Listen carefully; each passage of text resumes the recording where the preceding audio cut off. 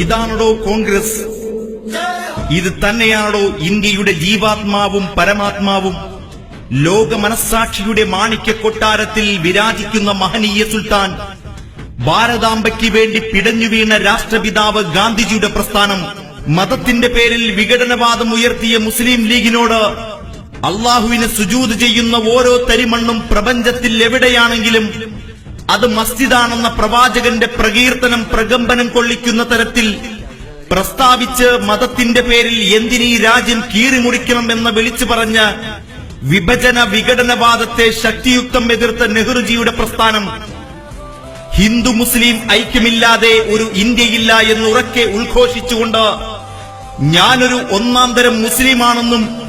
മുസ്ലിമിന്റെ പേര് പറഞ്ഞുള്ള പാകിസ്ഥാൻ നിർമ്മാണത്തിന് എന്നെ കിട്ടില്ല എന്ന് മുസ്ലിം ലീഗ് നേതാവ് വിഭജന വിഘടനവാദി ജിന്നയുടെ മുഖത്തേക്ക് നോക്കി ആക്രോശിച്ച ഇന്ത്യൻ സോഷ്യലിസ്റ്റ് ഇസ്ലാമിസ്റ്റ് ആയിരുന്ന ഇന്ത്യയുടെ ആദ്യത്തെ വിദ്യാഭ്യാസ മന്ത്രി, ലോകം കണ്ട ഏറ്റവും നല്ല ഖുർആൻ പണ്ഡിതൻ മൗലാന അബ്ദുൽ കലാം ആസാദിന്റെ പ്രസ്ഥാനം ഉറങ്ങിക്കിടന്ന ഇന്ത്യൻ മുസ്ലിങ്ങളെ രാജ്യസ്നേഹത്തിന്റെ വീരഗാഥകൾ പറഞ്ഞു കേൾപ്പിച്ച് സ്വാതന്ത്ര്യ സമര പോരാട്ട ഭൂമിയിലേക്ക് ആനയിച്ച വിഘടനവാദത്തെ നഖശികാന്തം എതിർത്തതിന്റെ പേരിൽ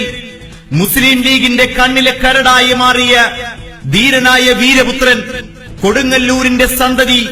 മുഹമ്മദ് അബ്ദുറഹ്മാൻ സാഹിബിന്റെ പ്രസ്ഥാനം, ഈ നാടിനു വേണ്ടി ഞാൻ ജീവിച്ചു, ഈ നാടിനു വേണ്ടി ഇപ്പോഴും ജീവിക്കുന്നു, ഇനിയും ഈ നാടിനു വേണ്ടി ജീവിക്കും, ഈ രാജ്യത്തിനു വേണ്ടി വന്നാൽ എന്റെ രക്തത്തുള്ളികൾ കൊണ്ട് ഇതിഹാസം എഴുതുമെന്ന് പറഞ്ഞ് രാജ്യത്തിനു വേണ്ടി പിടഞ്ഞു വീണ് ധീരമരണം പൂകിയ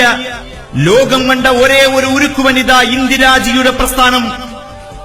പിറന്ന മണ്ണിനോട് കൂറും സ്നേഹവും കാണിച്ചതിന്റെ പേരിൽ പിടഞ്ഞു വീണ് മരണത്തെ പുൽകേണ്ടി വന്ന ലോകം കണ്ട മാതൃകാ ഭരണാധികാരി രാജീവ് ഗാന്ധിയുടെ പ്രസ്ഥാനം,